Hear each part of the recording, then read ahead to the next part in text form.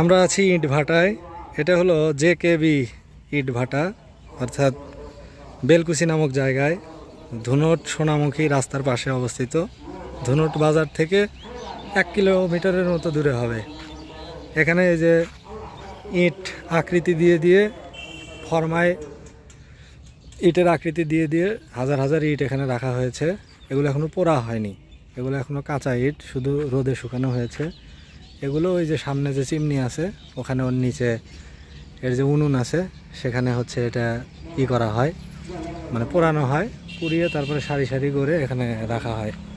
এই যেখানে অনেক ইট সারিবদ্ধভাবে আছে। আর এই ইট ভাটায় যে আগুন দেওয়া হয়, এর যে জ্বালানিটা, এই জ্বালানিটা হচ্ছে কয়লা আছে, কয়লা সামনে স্তূপ করে রাখা আছে। সেই কয়লা পুড়িয়ে আর কি জ্বালানি দেওয়া হয়। একটু সামনে আগালেই সেই কয়লা দেখা যাবে। ওই যে সামনে হচ্ছে ওখানে কয়লা আছে, ওই ঘরটাতে।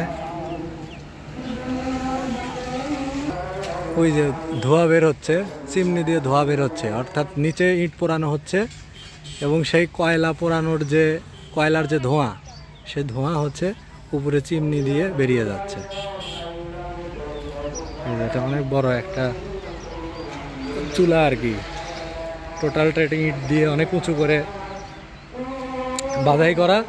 এর ভিতরেই কয়লা পোড়ানো হচ্ছে এবং সেই তাপে ইট পোড়ানো হচ্ছে। এবং ইট ওই মাটির ইট, রোদে পোড়ানো ইট পুড়ে পুড়ে এরকম লাল বর্ণ ধারণ করেছে।